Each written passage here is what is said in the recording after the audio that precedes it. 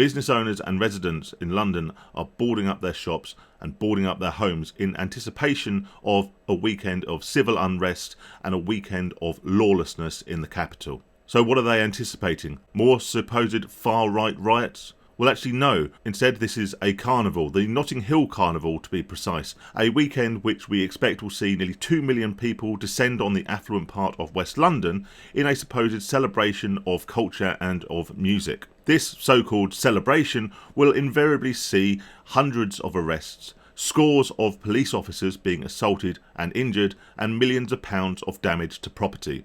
Yet, for whatever reason, which we will discuss later, this so-called tradition continues. In anticipation for the Notting Hill Carnival, which is both famous and infamous here in the UK, residents and business owners have been protecting their properties by boarding up windows and putting shutters on doors. The Daily Mail reports that business owners and residents in affluent West London have started to board up their windows ahead of the notorious Notting Hill Carnival. The pictures show properties being boarded up ahead of the two-day event, which is expected to attract 2 million people this weekend, sparking questions as to whether it should be moved entirely.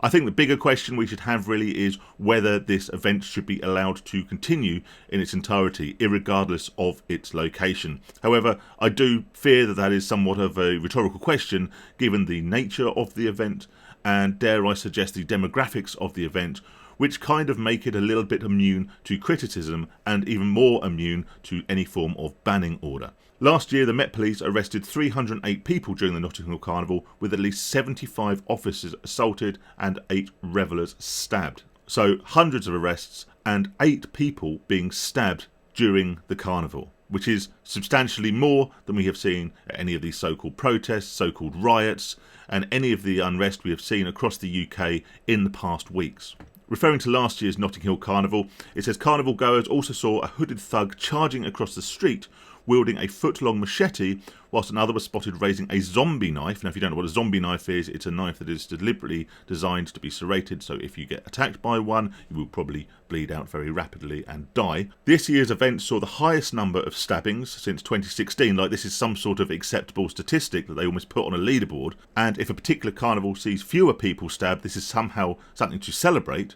since 2016 when there were 15. Scared residents met in September at a post-carnival meeting, billed as an opportunity for you to let the organisers know how the carnival was for you, what was useful and what could be improved. For those who aren't from London or from the UK, Notting Hill is a very affluent part of the city. Representatives from Metropolitan Police and the councils of Westminster, Kensington and Chelsea attended. Now they're all very affluent, very expensive areas of London, with discussion including whether the location could be moved to make it easier to police. Now, there is some sense in moving such an event from a residential and commercial area to somewhere where there are less houses and businesses there, with the liability being much reduced. Sorry to interrupt the video, just wanted to say a quick thank you to everyone who supports the channel.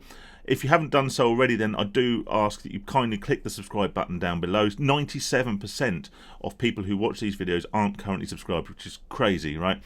It's totally free. You can change your mind and there won't be any hard feelings if you choose to unsubscribe at a later date.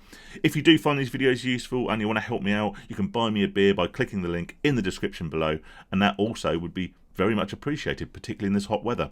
Anyway, back to the video. However, dare I say that if we have an event that is so notorious with lawlessness, with drug taking, with assault and sexual assault, and an estimated 2 million people deemed to be in attendance, it is going to be virtually impossible to police irregardless of its location. The Metropolitan Police Federation, which represents officers in the capital, has also echoed these suggestions. Its Vice Chairman, Rick Pryor, condemned the level of violence as unsustainable, saying it is just awful and this sort of violence against officers at this event has become normalised.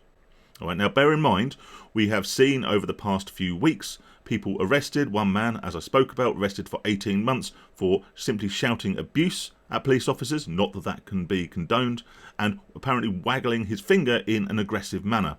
I believe someone else also got arrested and charged and sentenced to a custodial sentence behind bars for baring his teeth at an officer. And yes, that was indeed the description of the crime according to the CPS website. However, the Notting Hill Carnival has become so synonymous with violence, with sexual assault, with attacks and police officers and drug taking and all the rest of it, that it all has become normalised and, to dare I say, to some extent, accepted.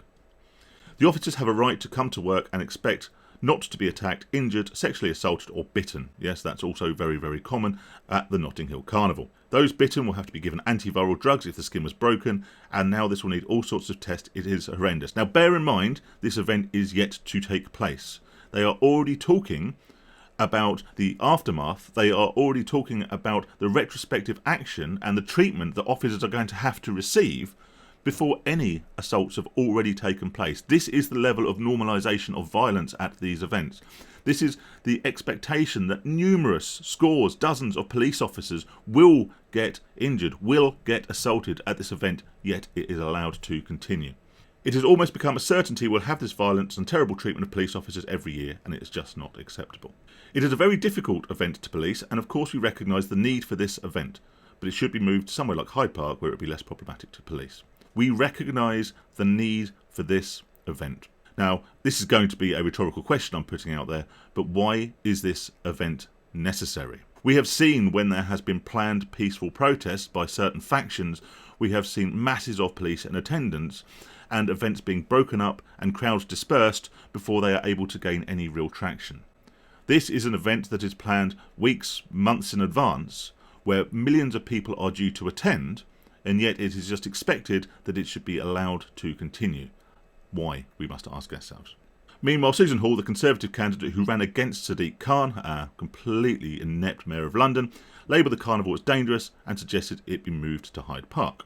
And again, I can see the logic in having it in a location that is away from people's homes and away from businesses, because this event does always result in millions and millions of pounds of criminal damage, and that doesn't account for the amount of money that is spent in advance in protecting property.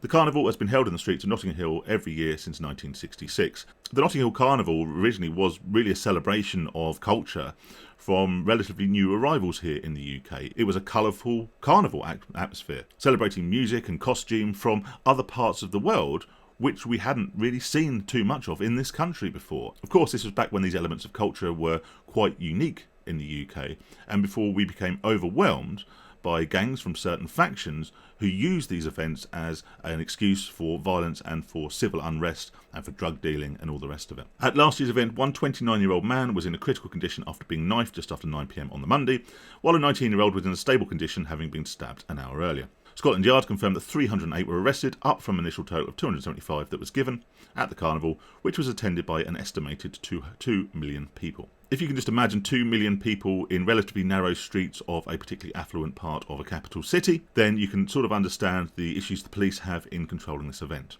Whether or not it would be possible to ban this event is unknown. Would people still gather? Would it still effectively go ahead by proxy, irregardless of whether or not it was technically banned? The arrests were for offences such as the possession of offensive weapons, including guns, assaults, possession of drugs, and sexual offences. Again, this so-called carnival has become synonymous with drugs and with weapons and with violence. Shocking pictures showed one man brandishing a foot-long machete very close to other carnival goers as he ran around the streets with other group members in masks. Once again, this isn't to detract from the people who actually go to the carnival, and I will put some images up of an actual carnival, but that is simply the backdrop to what is a much larger excuse for civil unrest and in effect a lawless free-for-all over the course of the 3 days of the carnival. One image showed him appearing to point the weapon at a person on the ground. As those in the vicinity fled, police on horseback tried to chase after the group. As well as the 2 men left in hospital, 6 others between the ages of 18 and 40 were stabbed in separate incidents and sustained non-life-threatening injuries. I'll refer back again to these so-called far-right riots. There haven't been reports of that many injuries, that many assaults, that many stabbings across the week or so of unrest that we had here in the UK. However, we have seen record numbers of arrests, more than treble the number of arrests than you get at the typical Notting Hill Carnival, where crime seems so prevalent. Mr Pryor praised senior Met officers who oversaw the policing operation and said the crime would have been far worse without strong leadership. Our point of contact at the carnival was very pleased with the Met's command team and the decisions they made this year, he said. Going back to a video that I may have remade it by the time you're seeing this, where I was saying that the boots on the ground police officers deserve a little bit of respect when it comes to dealing with very difficult situations. And dare I say, this is a very difficult situation. Most of the time, the officers try and deal with the situation by integrating with the crowd and acting in alliance with the people attending the carnival. However, this doesn't stop the carnival resulting in scores of police officers being left injured, scores of officers being assaulted, some being sexually assaulted by attendees of the so-called carnival. Deputy Assistant Commissioner Aid Edlican, who oversaw the policing, said it is regrettable that for the second year in a row, Monday night of the carnival has been marred by serious violence. Nobody disputes the significance of the carnival on London's cultural calendar, and the overwhelming majority of those who came here would have a positive experience. However, we cannot overlook the stabbings, sexual assaults and attacks on police officers that we have seen. Now, I don't dispute that there will be people attending the carnival who go to see the dancing, to listen to the music, but they say that the overwhelming majority attend with peaceful intentions, and personally, and this is only my opinion, I would dispute that fact. Like we have seen with peaceful protests, whenever there is a gathering where trouble is expected, people then piggyback off that, and even if they are not aligned with the original cause of the gathering, they will use it as an excuse for looting, for rioting, for causing a fray, and for taking drugs and assaulting. Carnival is a challenging policing environment. Officers were asked to be vigilant and alert, but to be approachable, respectful and sensitive at the same time. Approachable, respectful and sensitive.